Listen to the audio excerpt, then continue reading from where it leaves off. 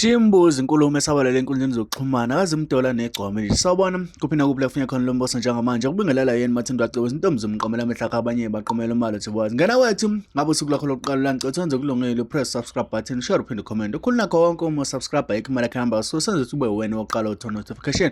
mase kufakele video namba phambili enganza kwethu udinwe ukanoni wabo uzimdola lapha ke emva kokusabalala kwevideo egcwama elisha la khona lathi yena akasilwisi isinqa asazi ngobumnyama esho lapha kwinhlaka production ivideo ke khona lapha kwinhlaka production kanza wethu uzimdolo beselwela ukuthi akahamba ugcwama elisha eyoxolisa edlangalaleni noma akaxolise edlangalaleni uma ke engaxolisi insuku eziwu30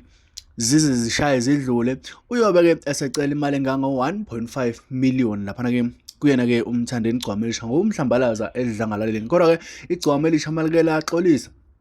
Leo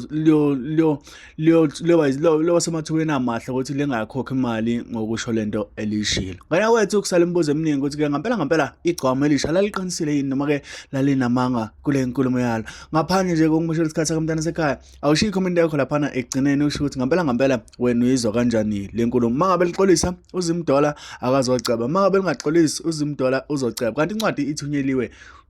ithunyelwa abameli bakhe ke uzimdola ithunyelelwa kwigcwama elisha kuthiwa ke insuku eziwu30 manje ezashaya ngakaxolisa edlangalaleni kobe ke sekuthi kuphoqa ukuthi fanele akhokhe lo 1.5 million noma gijinyiswane ezinkantolo. Ahlanda phana comment section mntana zakho ungakhohlwa ukusubscribe share phone comment obekufundela nobe kuthulela izindaba yena ke uMathinta acebisa intombi zimqamela amehla abanye sebaqamela imali thibazi ibambe mntana sekhaya ngibambe kwivideo elandelayo danko.